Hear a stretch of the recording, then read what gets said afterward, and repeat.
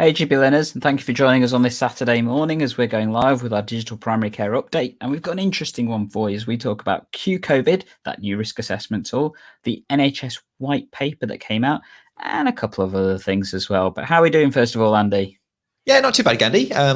Just settled in for the Saturday morning clinic over here in my side of Nottingham. Yeah, good. How are you? Yeah, doing well. As some of the EGP learners probably know, I had my second jab for COVID vaccination yesterday, so my arm's a little bit sore still. But apart from that, I'm doing all right, which is nice and good. And yeah, apart from that, as everybody else is just chaotically busy, unfortunately. It just doesn't seem to stop right now, does it? No. It's all pretty relentless, but it's all good work, I guess. Yeah, Sure. any updates for us on anything in particular before we dive in? I think just one thing I did want to mention to everybody out there that definitely join us on Wednesday at 12:30 because myself and the TPP team from System 1 are going to be talking about their big new update that just came out on Thursday. And there's loads of interesting new stuff that they've got ready for practices that use System 1, particularly focusing around the COVID vaccination clinics that practices are probably doing. So things like appointment bookings, rota slots, that kind of stuff. There's some really massive stuff. They're actually really excited about this update, which is kind of caught me a little bit off guard, but that says to me that there's some juicy stuff in there. So definitely, if you want to see what that's about and things, join us 12:30 on Wednesday. If you can't, don't worry, you can catch it on the replay, but you get the opportunity to ask questions, as you probably do if you're watching us live now. So if you are joining us right now, feel free to ask questions as we cover our next two topics, which is, like we said, talk about QCovid and the Nhs White Paper. Shall we get started with the first one though, Andy? Yeah, let's dive in. So QCovid, a new risk assessment tool that's being made available to us. So I've not really had a chance to play with this myself, but I know you've been getting quite deep into it and talking to some of the people involved in its sort of creation. So yeah, do you want to inform me and the viewers a little bit more about QCovid and how it might be useful? Sure. So as many people know, as we continue to vaccinate the population, we're moving down the cohorts. And as of Monday, most places were now allowed to progress down to cohort 5 and 6. And the question that's come out of this is what makes up cohort 6? So cohort 6 is the clinically vulnerable patients, extremely vulnerable patients. And, with that came the new specifications for what that means. And they're using this risk assessment tool called QCovid to figure out who is most at risk of, if you were to catch COVID, it having a negative implication. So interestingly, if you are joining us, check back again at 12 o'clock because we've got a really short video from Dr. Tony Hazel, who's been supporting some of the work with development of the kind of beta testing of the tool and things, and she talks about it probably a lot more eloquently than you and I probably will, Andy. She explains brief stuff about the QCovid tool itself. But effectively, it's a risk assessment tool. It's like QRisk, it's like QCancer that we use in practice already, and it just gives you an estimation of risk for patients ranked against other people with similar characteristics, like height, weight, ethnicity, those kind of things, and trying to figure out where those clinical indications make you higher risk for complications and adverse effects from developing COVID. And that can also help you prioritize who needs the vaccinations. I think if you're in the top 2% of that kind of scoring, then that's where you end up in the clinically extremely vulnerable list, or the shielding list, as many people probably know is more commonly. Does that kind of help a little bit explain it? Yeah, that's certainly put me in the picture, Gandhi. Few questions immediately spring into my mind because I'm thinking about how we might use this in practice to help either answer questions from patients about their individual risk, but perhaps more usefully direct our vaccination efforts when we're trying to decide who is clinically vulnerable or not. So is this something, so I can see how this can be used for individual risk assessments. Is it something that can be applied across our patient list? Is there a tool to do that? Maybe this is what System 1 might be talking about, who knows? But kind of in terms of implementing the use in practice, how do you see this being potentially useful, Gandhi? I think it's probably more useful to use on an individual patient basis from what I've heard and seen at this point. Now, unfortunately, we would normally love to demonstrate the tool to you, obviously, but because it is, you can only access it through the HCN, basically the N3 network, or whatever you want to call it. We can't actually demonstrate it to you right now because both me and Andy are well, we're at home and we don't have access to that right now. But when you do have access through the clinical systems and things and the online networks, you can then evaluate individual patients using the tool and then figure out their risk from that, using it on a macro kind of level throughout the practice. I think you could possibly do. Sorry if I'm wrong there. Don't actually know that answer.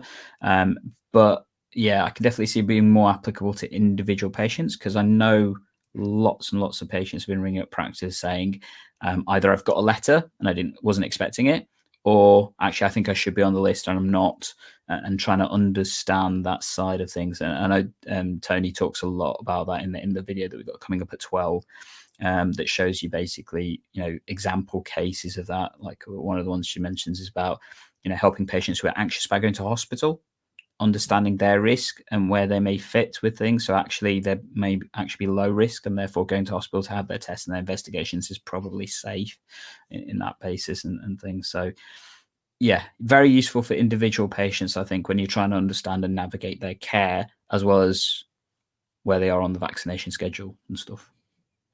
It does sound really useful, actually. And we are getting calls from practice from individual people who are looking to understand their risk in terms of eligibility for vaccines, and also a lot of people who are struggling with risk decisions, like you say, about should they go to an appointment or not. So I think it will be really helpful for those patients. So I've not had a chance to have a look at it. It sounds like you have, and that might be what's in the video later this morning. But what does it look like in terms of practically using it? Is it a web interface? How is it? How do we use it? So it's a website interface that you log on to and things, and then you can access it from there. I think hopefully we'll see it more integrated within the clinical systems, because that would make life a lot easier. And maybe that's what System 1 and some of the other platforms are looking at delivering in the coming future. It does use coded information, and that's brought up some interesting points, because one of the things, so the news story I think has reached today or yesterday. We know that diabetes is a risk factor for COVID, but it turns out, according to the letters that have gone out, so is gestational diabetes, and more importantly, a history of gestational diabetes, which confused a lot of people, because I think many clinicians and particularly specialists weren't aware that that was necessarily a significant risk factor. It's still an evolving part of that, so I'm not going to say that it is or it isn't, because that's what QRIS says. QCovid, getting confused now. QCovid says that that is an increased risk factor, and whether that's balanced with other risk factors as well. That's, I think, the complicated nature of it, because this is very much an individual patient risk score. But yeah, it comes down to coding. I mean, some of you may have seen that rather interesting story about the gentleman who was surprised that he was being invited to have his COVID vaccination so early on. So he contacted his practice, and then the reason that he was invited, despite himself thinking he was quite a healthy individual, is because unfortunately the practice had him coded down as 6 centimeters tall rather than 6 foot tall. And therefore that gave him a BMI of something like 12,000, which therefore massively increased his risk, which was clearly wrong. So there is that element of the coded data being right. And I think the system defaults to particular values to overestimate risk if it doesn't have the information as well. So there is that added element of things to understand that it does deliberately overestimate the risk a little bit to make sure that they capture as many people as they can that are going to be higher risk. Yeah, that's just highlighting that issue of good coding, isn't it? And as we move into a world where increasingly what we do is based on specific data within medical records, and that's used by algorithms and decision tools, it just becomes ever more important. And of course, it's probably important to design some checks and balances into these systems as we roll them out as well. That's probably, a BMI of 12,000 is impossible. So it's you'd hope so. something that maybe we can avoid in future algorithms. So Gandhi, can the public access this risk tool? If I was a member of the public and I wanted to understand my COVID risk, is there a public-facing QCovid risk tool? Or I suppose anyone can perhaps use it. So not as far as I'm aware, because like I said, you need access to the NHS network in order to do so, and obviously you need the coded information from your medical records as well, which that's possibly a peculiarity that many people won't be able to navigate through easily, because I mean even GPs struggle with it, to be fair, and we use it day in, day out, and so I don't think the public have access to it. Would it be sensible if they did? Actually, I think so, because definitely one of the downsides to this whole process is that there's been many people contacting their practices, which unfortunately is overloading the practices as a result of it. And that they're spending a lot of time supporting patients, quite rightly, but it's also diverting them from doing other things, and that's causing even more pressure at a time when we're exceptionally overloaded with the amount of work we're trying to do. So could it have been advertised in a better way? Personally, I think absolutely. Loads of patients calling up saying either they think they're on the list and they shouldn't be, or vice versa. That's causing a lot of frustration, a lot of angst for patients as well as for practices as well. And then the other one is the whole concept of carers as well. So the coding of carers is something that, as you mentioned, may not always be fully effective. So people saying that they're carers and therefore trying to have their vaccinations done earlier because of their interpretation of what carer may be. The guidance is pretty specific. So you have to be the main carer only. So you can't, if you've got a family that's looking after an unwell individual, the whole family doesn't count. I'm afraid it's one person out of that lot that would be, who is the nominated financial dependent carer, or I can't remember the exact term and things. Yeah, but I think they're quite.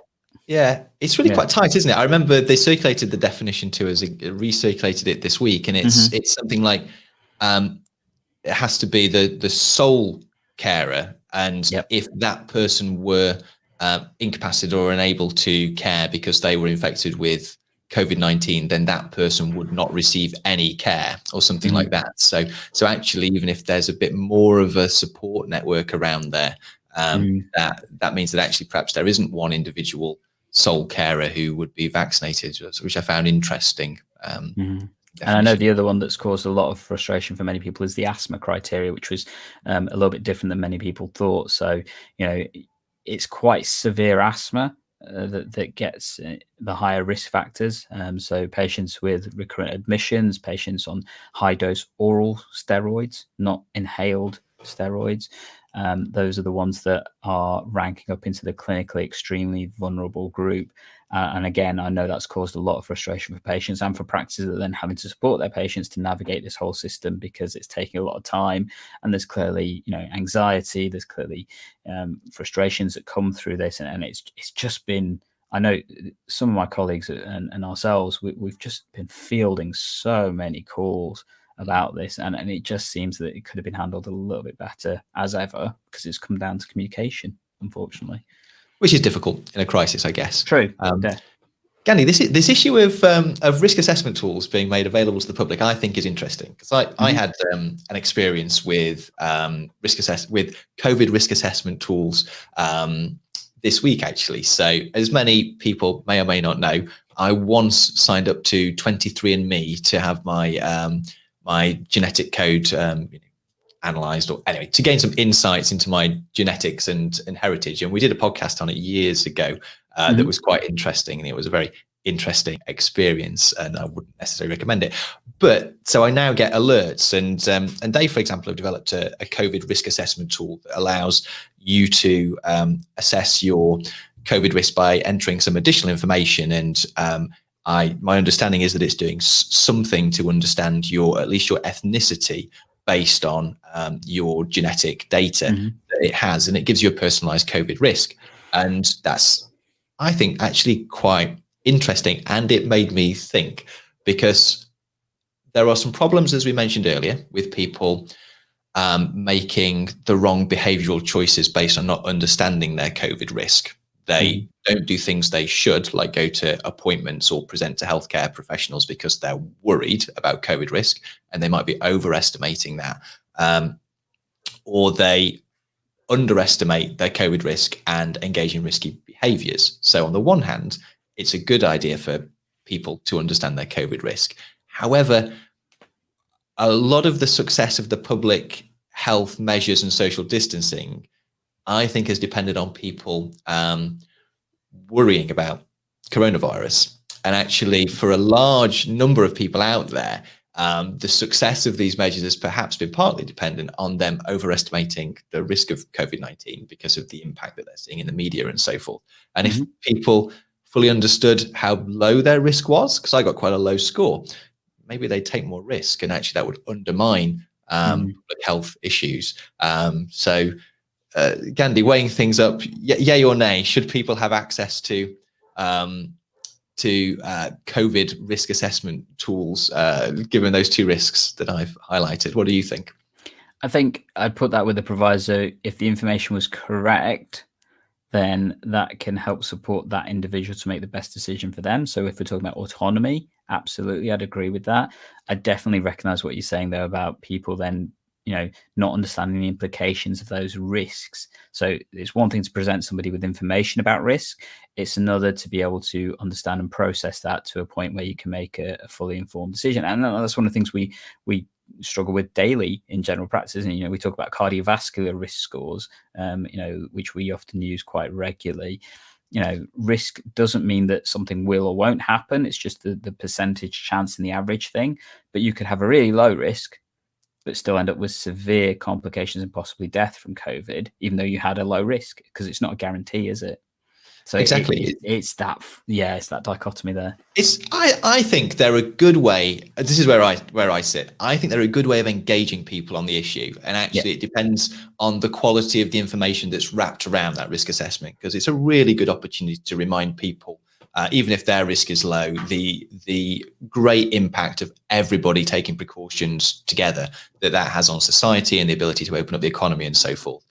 None of that was wrapped around this information on 23andMe, I hasten to add. It just gave me a risk, and it didn't take the opportunity that it had to highlight the importance of maintaining social distancing and so forth. But I just thought it was interesting and related in some way to QCovid. Yeah, that's me done on risk assessment tools for this morning, Andy. No problem. So again, if you do want to have a watch or listen to that episode with Dr. Tony Hazel, join us at 12 o'clock, because that's going to go out automatically for everybody. And hear what she has to say about the topic and things. But I think we're going to move on to our next topic, which, some may have come out under the radar. To others is probably one of the most far-reaching things that's happened this week as well. So it's an interesting part, and that's that they've released a new NHS white paper. Andy, what is a white paper? What is a white paper? So these come out all the time, don't they? And so a white paper. So there's what is a white paper in general, and there's what is a white paper within the kind of UK legislative kind of process. So within the legislative process, the government generally will release a white paper when it's planning to introduce new legislation, or so to change the laws or legal framework around how something is structured or how something is delivered. And sometimes white papers get changed considerably. Sometimes they don't get implemented. And sometimes, some of the elements within them are testing the water, so to speak, and they don't make it into the next step, which would be, I'm not an expert, by the way, but then they go on to develop the next step, which is a bill, which is the actual piece of legislation based on the principles of the white paper, which is then debated in Parliament, which then becomes law, which then is required to be implemented by those bodies which are named within it and which are involved in implementing the content of the bill. So this is a white paper about changes to the NHS in light of the COVID. I mean, this happens every few years anyway, doesn't it, Gandhi? There's always a white paper and a restructure of the NHS, but they're taking this opportunity to learn lessons from coronavirus. It's been a big, huge international event. It's placed a lot of stress on the health service, which has revealed a lot of good things about how it functions and some negative things as well. They're taking the opportunity to reflect and legislate to make the NHS and social care more effective in the future. So I think that's what's happening with this. Is it a good time to introduce some new legislation and restructure the NHS again, do you think? Oh, I guess it depends on which side of the fence you sit on, doesn't it, Andy? So the one we're specifically talking about is integration and innovation, working together to improve health and social care for all. So that's the name of this particular white paper. I think the last one was called something like Liberating the Nhs, which was the one that came out pre the Health and Social Care Act back in 2012. And yeah, it's definitely looking at changing a few things. Is it the best time for it? I'll be honest, maybe not in my view, but I kind of get the impression I understand why the government's doing it because of what's happened with COVID. There seems to be a different perspective now on how they want to view the NHS and how they want that to integrate. And plus there is some, I mean, this was always planned, I think, for last year, actually, because one of the things that had to happen was the statutory change from CCGs to ICSs, which have been in the background for about the past 2-3 years now, haven't they, Andy? And there needs to be a legislation change to move the statutory organisation from CCGs to another organisation, which, like I said, I believe that was always the plan. And that's one of the things this paper sets out. But there's a few extra stuff that they've chucked in there, to be honest.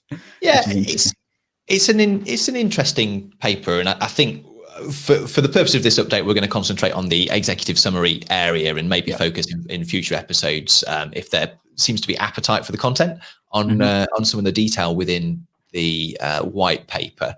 But it is interesting, and there's a few clues in the forward as to the direction of travel. And of course, this isn't probably going to be implemented until 2022 or beyond. So they're really just starting the process of getting their ducks in order to make these changes. And you're right, things haven't changed for a while, and sometimes things do need to change, although those of us within the NHS probably get a little bit fed up with everything changing every 5 to 10 years. There's a lot of energy spent reconfiguring organizations that could be spent delivering care or just kind of improving those organizations and structures.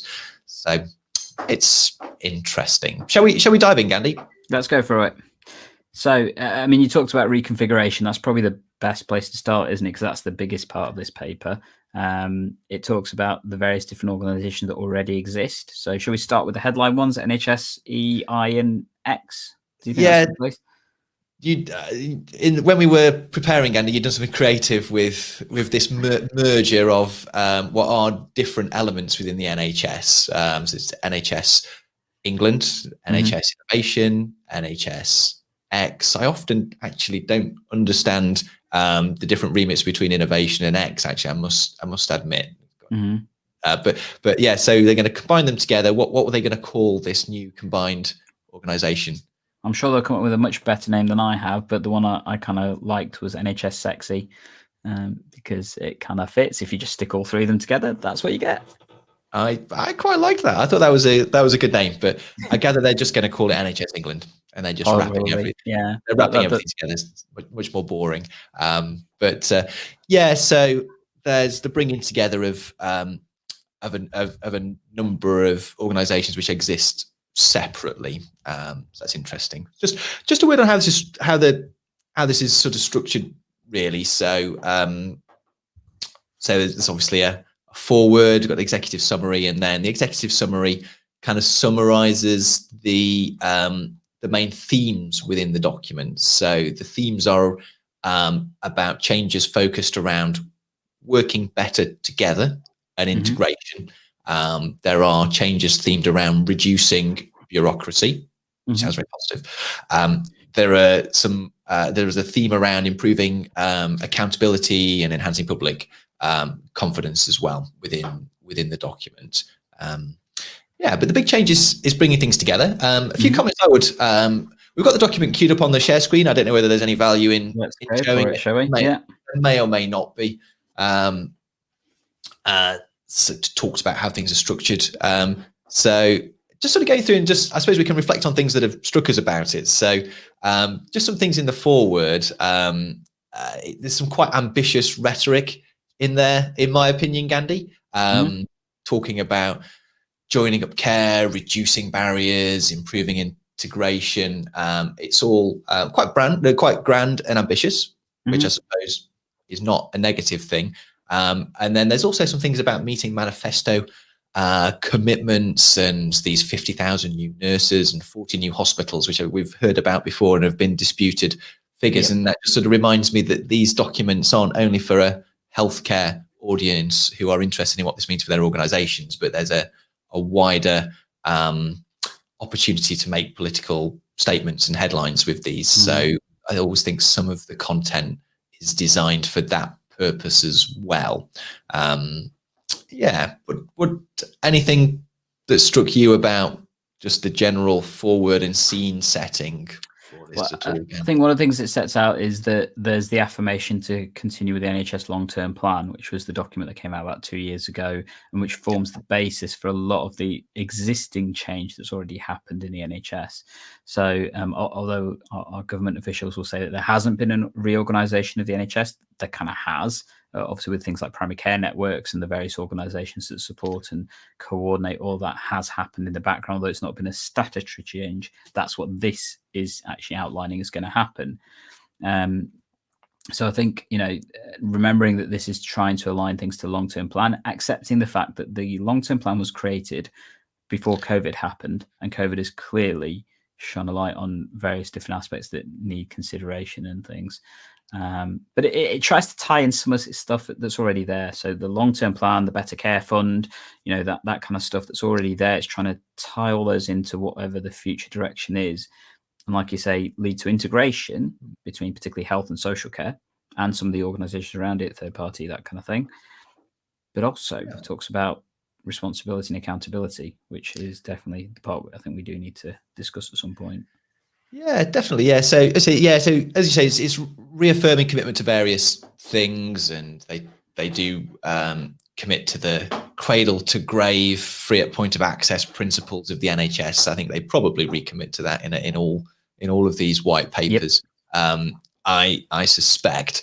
Probably because if they didn't, somebody will come along and say you're looking at privatising the NHS or something more so. So probably. It'd probably be more conspicuous if it was left unsaid than saying it every time potentially. There are some nice phrases I think which are sort of celebrating successes that have happened as part of the COVID response. That barriers have come down. There are some statements that don't name primary care networks directly, but talk about integration within primary care. I'm not sure whether we'll hit upon those as we scroll through, but I thought that was quite nice. And actually, my experience of being involved in a primary care network with 8 practices is we have had so many more conversations about how we're working, and actually the way that we work is, I believe, much more aligned than it has been before, and that actually that's contributed to a consistency of experience for patients across the patch. And I actually think that is true and has been successful. So it's nice to see that acknowledged within there. The other thing it talks about is high performing teams. And I don't really remember this focus on developing high performing teams being there so much in the past. And I think it's so important. And actually, I think the NHS has helped support teams and the concept of forming teams within and across organizations through the funding of things like MS Teams, and just allowing us to communicate so much more freely, including some patient information across organizations using those tools. So I think just a shout out really for the good work in providing teams there. But I think it's nice to see that celebrated. So and then I suppose just moving on and into the key themes within the document. So working better together. So this is where they go into a bit more detail and make it clear that they are combining NHSX, NHSI, NHSE all together into one organisation. Gandhi, what do you think about that? Because I think there's potentially some advantages in having distinct elements within a system that have specific responsibilities, such as NHSX and NHS Innovation pushing a more innovative, forward-looking agenda, and that actually they're distinct elements that are responsible for that and have a bit more of their own voice that can then influence the larger part of the system, which is NHS England, and perhaps push it or drag it in the right direction. And I just wonder if in rolling them all up into NHS England with presumably one kind of unified leadership, that might actually reduce the impact of that work and actually slow things down. I know that's not the intention here, but that's just a concern I have. I'm interested to know what you think about that, Gandhi. So I guess you can look at it from the perspective that by integrating all three teams, that you streamline everything that's working.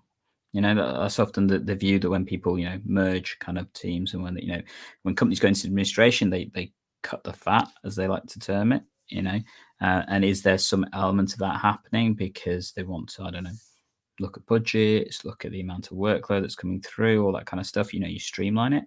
But like you said, that actually, I think by doing that, you potentially lose some of the innovation, some of the perspective, because the focus of what's happening gets diverted around the core principles of one organization rather than the multiple organizations feeding together towards a common purpose, which I would say is probably better. I'm going to go slightly cynical, though, and say that the reason they're doing this is because it then allows them to do some of the accountability changes a lot easier and reduce the budget of the organization itself. So therefore, they need less people. Yeah, potentially. They'll probably say something like, "Oh, we're making innovation, part of the DNA of NHS England by incorporating these components." But I just wonder whether that is the effect, or whether actually you just get a little bit more kind of inertia and lack of movement from removing these elements that can drag and push the bigger body in different directions. But I guess the proof of the pudding will be in the eating, and we will see. And of course, it's a white paper; it's not necessarily going to go forwards entirely in its current form. The other interesting thing here was the changes, and I think you were right in saying the kind of completion of the transformation of from CCGs towards ICS structures. But they were being clear that they're going to make it a commitment for the NHS and social care and local authorities to work together, which I think was always part of the plan. And they talk about advancing the ICS agenda and completing the formation of sort of two parts of ICSs, ICS NHS, which will be those bodies will be responsible for the day-to-day running of NHS services, the procurement and management and delivery of services, which I think is the renaming of the CCG, basically. Which I think is what the CCGs do at the moment. And then the other element is Ics Care Partnerships, which I think is what I understand the ICSs to really be currently doing, as I currently understand them, which is sort of managing the collaboration between the different elements of the NHS and social care within an area, and local authorities as well. So they're kind of just renaming and formalizing those areas, which I think is necessary and logical. So that's interesting. And then something else which I wonder if might become bigger later in the document, or as discussions around these changes progress, they talk about a triple aim, which is an aim for better health and well-being for everyone, better quality of health services for all, and sustainable use of NHS resources, which sound to me like principles that were probably already in place in one form or another, but they'll probably structure some of their dialogue later around these three triple aims. Laudable aims, Gandhi, do you think? I think it's interesting they've identified the third one about the sustainable NHS, because sometimes a focus that isn't always observed. I think it's the emphasis that everything and anything should be done in the NHS to help, and actually recognizing that the resource is limited. I think that's something that's interesting to see come through, I think. Actually, I think you're right, actually. If more is made of that, that might be quite positive, or a lot of people who work in healthcare will see that as a positive statement, because what I find is often central government give the impression that everybody can have anything whenever they like on the NHS, and the reality is that resources are limited. So an acknowledgement at quite a high level to commitment of the principle of using resources sustainably it's perhaps positive. Yeah, that's good, Gandhi. Through my cynical eyes, I was just seeing the same old things coming up again, but maybe that is different. That's good. Yeah. So I guess potentially with that as well, we then see the changes in terms of the next section is looking at the reduction in bureaucracy, which yeah, okay. So my cynical hat's coming back for this one, I'm afraid.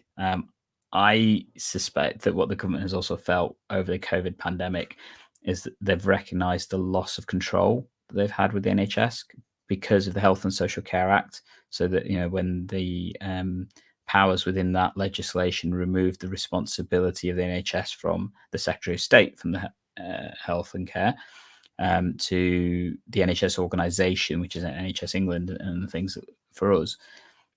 And I suspect that they felt that with the COVID pandemic, because they've not been able to do things they wanted to do immediately, they had to negotiate with NHS England to make some of this happen, just, you know, compared to things like public health and that kind of stuff. So the cynic part of me is thinking that the reason why this is here is to take back that power so then they can take ownership of the NHS, which is a massive vote focus, isn't it?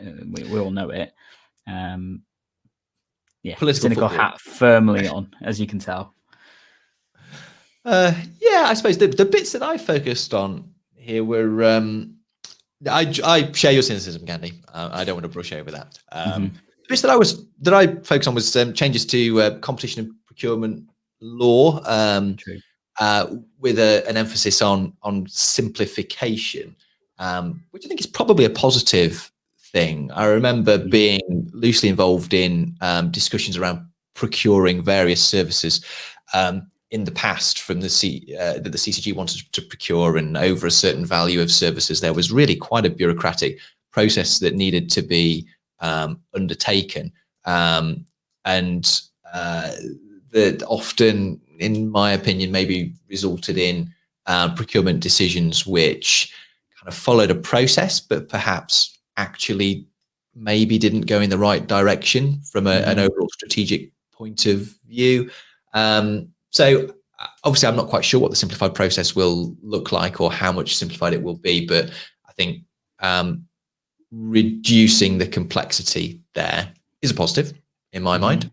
And then the other statement, which again, sometimes I'm not quite sure what this will mean, but and Gandhi, you might have some more detailed ideas, but there will be further pragmatic reforms to the tariff and to remove statutory requirements for local education and training boards. And that's the sort of statement that just ends up tagged on the end of a paragraph, but sounds like it might have quite a lot of gravity in terms of its impact on training and education. I think I need to understand more about what that would look like. I must admit, I'm not quite sure exactly what it's referencing to. I'm assuming this may have something to do with implications for organisations like Health Education England, and obviously the training schemes in terms of how this will impact them, because they'll now have a different statutory organisation that they then need to collaborate with in terms of, you know, education, training, and all that kind of stuff. So if they're changing all the tariffs as well, that makes it really interesting, because if the funding significantly changed, I mean, we saw this a few years ago when Health Education England had a sizable chunk of their funding reduced to allow for obviously a lot of the other changes, and that had a massive knock-on impact in the amount of people being trained, the support for them, and how that kind of worked, and the organizational capacities to action a lot of that. So yeah, it'd be interesting if any of our HCP learners that do actually quite understand what that means can explain that one to us, because I think it'd be interesting. But it's an interesting comment, isn't it? Yeah, it's interesting, and just I'm sure there's lots of lines in here which where there's a lot more to them than originally seems or is belayed by their short nature. And then and the final kind of area is improving accountability and enhancing public confidence. They talk here about the again about the merger of the different NHS organisations within and to be encompassed by the NHS England banner. They also talk about an improved accountability and assurance framework for social care, which is obviously within the realm of local authorities. But they talk about data collection, quality assurance, and allowing the government to understand capacity issues more within that part of the system, which I think might be quite, people who work in local authorities might feel a little bit threatened maybe by it. They might welcome it because often greater understanding leads to improved, better focused funding perhaps. But I think that's interesting, and it's interesting that it's in an NHS white paper, and I think it further demonstrates the direction of travel towards integrating social care with healthcare, and the acknowledgement that actually in order to improve a lot of the bottlenecks that you experience within the NHS and within hospitals around discharge to social care, etc., you need to improve the social care, and you need to address capacity issues within the social care system. So that seems logical to me. Any thoughts?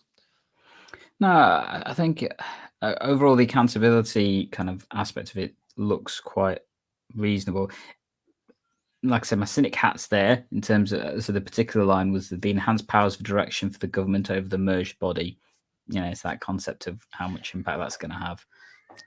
I don't know. We'll see on that one. Yeah, it's interesting. I suppose you're right. The NHS is a political football, and actually, if anything, the COVID-19 crisis has just highlighted how valuable a political football that is. I think a lot of the goodwill that is currently being generated towards the government through the rollout of a successful vaccination program is actually being generated within the NHS, essentially. So greater control and greater sharing of the achievements of that body is probably quite attractive to the government at the moment. So that's interesting. And then finally, they talk about additional measures, which I think is a place to put all sorts of assorted different things. Miscellaneous stuff, basically, which there's some interesting ones in there, isn't there, Andy? There's one that I know caught your eye. Yeah, so, they have talked about the future of the public health system elsewhere, but they just acknowledge that in due course, they will address this issue. But I'm sure they've said they're going to, Public Health England is being abolished, isn't it, to be replaced with something new, which I think might be something called the National Institute for Health of the Public or something like that. So there's an opportunity to beef out this white paper and provide more details on that, I think. They talk about the enhanced position of social care within ICSs, which again I think is actually alluded to elsewhere. And then there's some very specific things around public health, which talk about giving NHSE increased powers to tackle obesity. And there is discussion of measures around reducing the consumption of fatty, sugary foods and drinks, etc.